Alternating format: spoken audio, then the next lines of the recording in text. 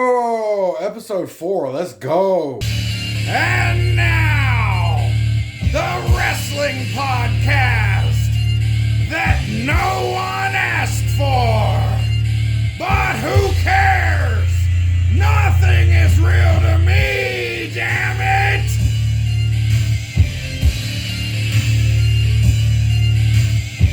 All right. So, first off, I said last time that I would have the theme song better integrated into the show, and clearly I lied. So, wrestling, kayfabe, don't believe everything you say. No, I just couldn't get it done. I'm not even going to try and front like that was some sort of planned, brilliant thing.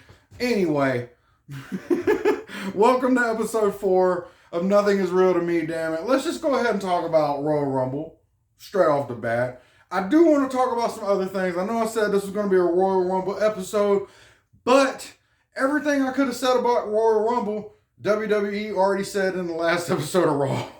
If you watched it, you saw that great segment between CM Punk and Cody Rhodes.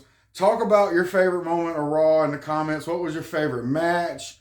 Tell me what your favorite... How great is the R-Truth Judgment Day thing? Talk about that in the comments. Tell me who you think is going to win the Royal Rumble. Mention anything in the comments. What you think about my shirt? I bought it because Kevin Owens wore it at Night of Champions. But yeah, basically, what I'm looking to see in Royal Rumble is a lot of surprises. I wouldn't doubt it if the Dudley Boys show up. They are under a Legends contract. Hogan, Kurt Angle has teased an appearance. So many people are teasing appearances. WWE definitely pays attention to what we're saying here on social media. And I don't mind because they're having a good time with it and they're making a great product.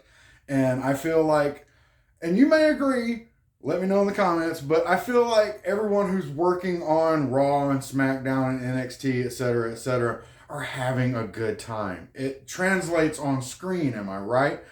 But basically, like I've said before, it's a great time to be a wrestling fan. Royal Rumble coming up. Man, it's going to be so good. And of course, the big news is Raw next year is going to be going to Netflix. I ain't mad. I've got Netflix because of kids programming that's on it. And there's a few things I like to see, but I got all the streaming apps anyway. I don't care. I'll tell you what. Quick side note. When I was a little kid, I had like 4 or 5 channels. For real. And we couldn't get cable where I lived. I was too far out in the country. But I was just like, man, I wish I could just pay for the channels I wanted and not the channels that I didn't want.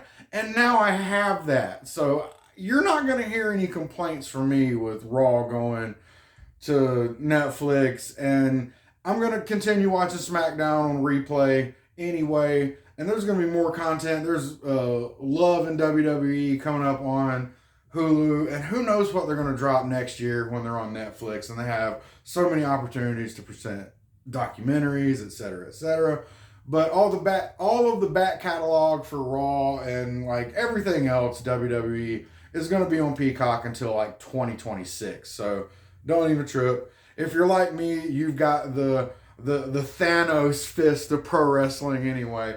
Tony Khan just needs to stop trying to well, let me not tell Tony Khan how to run his business, but I sure do wish that I really wish that he would get some kind of deal going where I could watch Dynamite and Rampage and Collision the next day on a streaming app.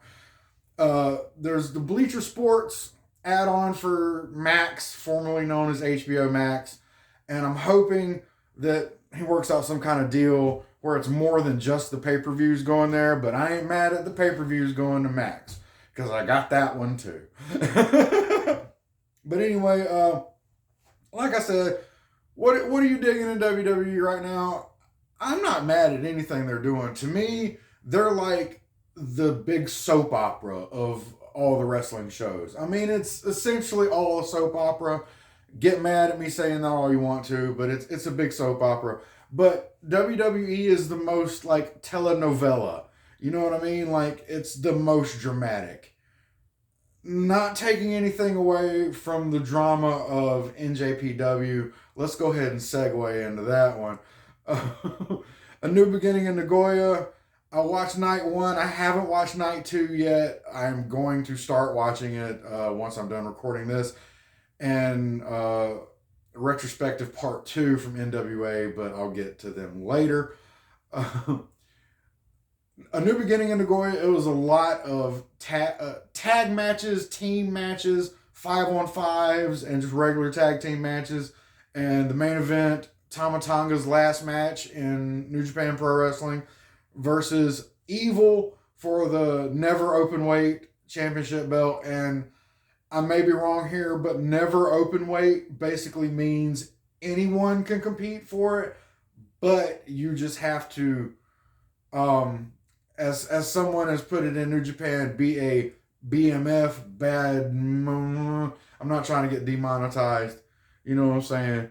Even though I'm not making any money from this, but thinking ahead. Anyway, New Japan Pro Wrestling, in case you're unfamiliar with it, it hits a little harder. It's a little bit more dramatic in the presentation, but they still have plenty of comedy, purple nurples, stuff like that. They'll get goofy. They don't mind doing that. But you can tell that the table is not gimmicked when they're going through it. You see the aluminum framework under it. It's a regular old table. They're just flying through it. And you don't see any of... No. It's just someone getting kicked in the chest and someone getting smacked in the chest. Like, if you're a lifelong wrestling fan, or if you're someone who's watched it for parts of your life, throughout your whole life, like myself, you know how it works.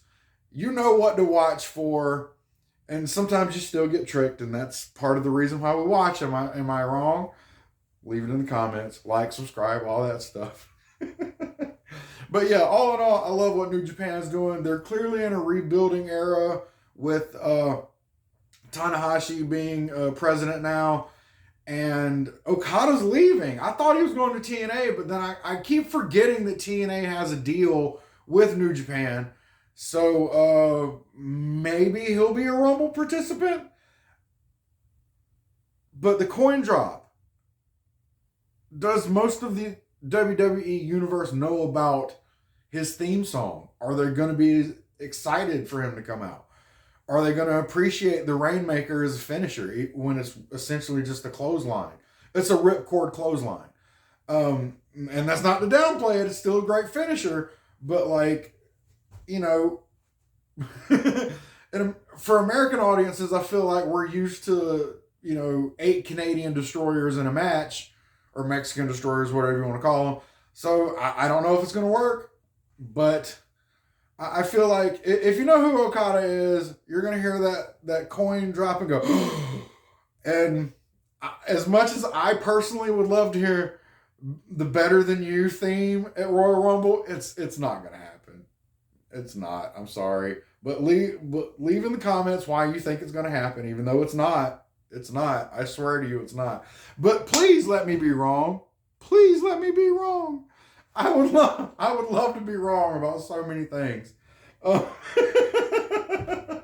that's neither here nor there.